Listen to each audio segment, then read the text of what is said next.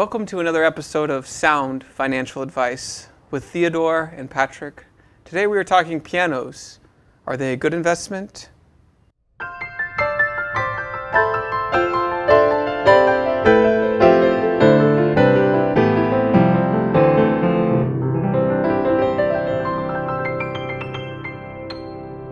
Hi, this is Theodore Barcelou with Alamo Music Center in the gorgeous downtown San Antonio, Texas. I'm Patrick Marr, lead investor here at Alamo Music Center. Thank you guys for joining us today. Please, if you haven't already, subscribe to see more great content. We have multiple YouTube channels. Today focusing primarily on Financial advice. financial advice, especially when it comes to musical instruments in the form of Pianos. pianos. But thank you for joining us. Please like our videos, subscribe for more content, leave us comments. We love to interact with you guys. But we are here today. We used a little comfier chairs today because, again, this is for The snob effect. this is the snob effect here. And so here we are talking. It's a question I get so often. Are pianos good investments? And it's funny because yes, they're a great investment. It depends on what you're talking about, but it's a great investment into your happiness, into your joy, into your hobby. If it's music, it's one of those things that continuously pays off in its own way. This is one thing that you always hear people say, "Oh, I wish I would have done music when I was younger. I wish I would have learned an instrument. I wish blah blah blah." And they're always talking about like it's a pipe dream and like I wish this blah blah blah. But you never hear them be like, "Oh man, I wasted so much time just playing music." That doesn't come out. Like you don't hear that ever. No, you really don't. And I like what you said. It pays off in other ways. In other words, it pays off in ways that I can't deposit into a bank account. Mm-hmm. So, if you look on, a balance sheet of what you own in life, and if you're looking at it strictly from a financial place, which is not a great way to. That's very myopic. But when you think about a piano, it is probably going to fall into the category of a depreciating asset, right? Sure. It's made of materials that eventually will give out 500 years into the future. Wood is going the same wood that makes your instrument could be falling apart by then. There's organic materials in it. It's in the short term. A lot of things can happen. The year's 2021. We are told there's a lot of inflation coming, and we've already started to see this.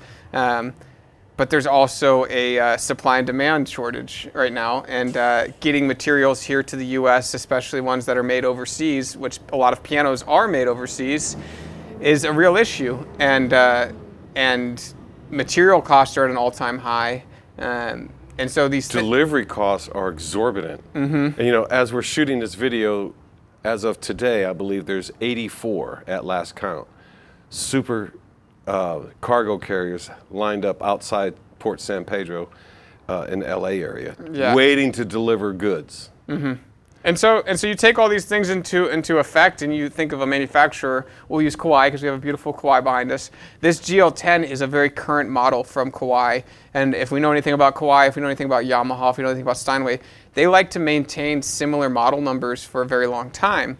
And so I've used this example many times in the last 10 years of doing this. It's, hey, if you buy this instrument today, there's a very good chance because this same model number is current in the next 5-10 years, your value kind of tags along with it. Yes, of course, there's a dip on a new one versus a used one, but because there's price increases every year, because we're about to see a shortage in material cost, a shortage in just getting things here to the market, we're gonna see price increases in the next couple of years that could potentially mean a piano you bought last year or 2 years ago could be worth a lot more in the next 2 or 3 years, 4 years, Right. 5 years. But long-term data tells us that it is a depreciating asset that will only correct with inflation. That's true, because it's based on current prices of materials and labor. Mm-hmm. And those don't ever seem to go in the down direction. They always seem to get more expensive. And the idea behind a piano and investment is not a thing you can invest in to make money at. Or that particular one. It's like, oh, I'm going to buy this piano and hold on to it for 10 years and double my money. That's not going to happen. That's never going to happen. That's never going to happen. But from an educational standpoint, and this is kind of a shady fact or you know, truth in disguise kind of thing. If you invest $20,000 in someone's education, let's just say that $20,000 is in the form of a grand piano 10 years ago or today. In 10 years from now, or after 10 years has passed from making that investment, and whoever that piano was for, assuming it was a younger one or a student, they've grown up, they've made use of it, and they're gone off to college, you still have a remaining portion of an asset that's part of their education that you can sell and acquire money. And in most instances, you're going to get about 50% or more back. It depends on which model and how much you spend initially. It's kind of like everyone's grandfather says, always buy the best and the most expensive, you'll never go wrong. Well, that is true, because you're going to get more back in the end. Yeah. But the downside to that is having to cough it up front. And so, in terms of an investment, that's the last thing I think you want to talk to parents about when they're coming in to buy a piano for the children. But it is a long-term effect. If you spend $6,000 to $10,000 on a piano, in about 10 years from now, you know you're going to get about maybe $3,000 to $5,000 back. Depends on which model you buy. It really depends, because we see things like used instruments come in, and I can, like in my short time of being here, I can think of what we sold a used Yamaha C3 for 10 years ago, 8 years ago. 5 years ago, that price had already started to creep up. Today, it's almost impossible to find a used C3 and not to see it go for less, like right around the $20,000 price point, which is almost not double, but it's 40, 50% higher than what we had seen 5 years ago, right. and 80% higher than what we saw 10, 15 years ago. And so there are these models that kind of hold their value, and there's these brands, I would say. It's usually the brands that hold their value. So if you come in and you buy in a certain price range, it's kind of hard to say what that will be worth in the future. What I do like is there are more educated buyers than ever today. And so correct. One of the reasons we make these videos is for people who are trying to educate themselves on buying an instrument and making the right decision. And we're trying to equip people and say, hey, these are the best tools to do it. This is the best way to kind of go about it. These are the brands you should be looking at. And this is the product. That's what we like doing here. And because there are more educated buyers, the things that have inherent value, like, we keep saying Yamaha C3, but that's, something that pops into my head. It's a standard in the industry. It's a standard. People seek those out. They read the forums, the blogs. They hear the stories about these instruments, and the value really holds pretty steady. Of course, there's maintenance. There's caring for the instrument. There's these things that you can't just leave it in a place and have it stay there. Right. But the depreciation scale, instead of it trickling so fast, it's more sort of leisurely slides down. And inflation again rises with the price. Sure. And another piano you mentioned, the C3, is a Steinway B. Now that's one that you could track through the last 50 years and just see the prices go through the roof. And there's a lot of times the prices of new pianos, particularly like Steinway and Sons, they actually send people back to buy a 1920s Steinway and completely have it remanufactured and rebuilt, just so they can have, maybe save the soundboard, but they can have like a little bit of that antiqueness or that old Steinway kind of thing attached to their new piano that plays and sounds like a new one. The soul of the old instrument. But the old one, right. Because a lot of times replacing a soundboard is something that people always talk about whether you should or shouldn't. Some people, it's do it no matter what. And for me, it's like you're buying an old piano to get that aged soundboard from an old growth tree. That you can't go cut down an old growth tree now. So that's part of what continues to contribute to the rise in value is the price of the materials through time. They keep getting more expensive because they're harder and harder to find, and when you do find them, those that want them are willing to pay more. Yeah, and a dollar doesn't spend the same today as it did 25 years ago or 30 years ago. The average price of like a new grand piano was sub $6,000 back in the 80s. and now we're looking at, you know, an entry line baby grand is going to be over $10,000 almost from every manufacturer. And so, you know, it's the price, even those old ones continues to increase, and so it's they easy. hold their value. Yeah, they through hold time, they probably hold better value than very most well. other instruments. And so I always get this question: is it a good investment? And it's a lot of the times it comes from the person who's paying the bill, you know. Right. And sometimes it's the dad, sometimes it's the mom, sometimes it's the grandparents. I always see the person who's going to be enjoying it, and I'm like, if it makes this person happy, it's worth every single penny. It's you know, what's the investment on your college education? What's the investment on all these things that you pay for? You invest time, you invest money. What is the payoff? Well, you know, again, I mentioned the educational value of what a piano contributes to someone's education, and if there's someone that's motivated and that's what they want in their life, they're a dedicated player. They play with passion, and that's their whole life.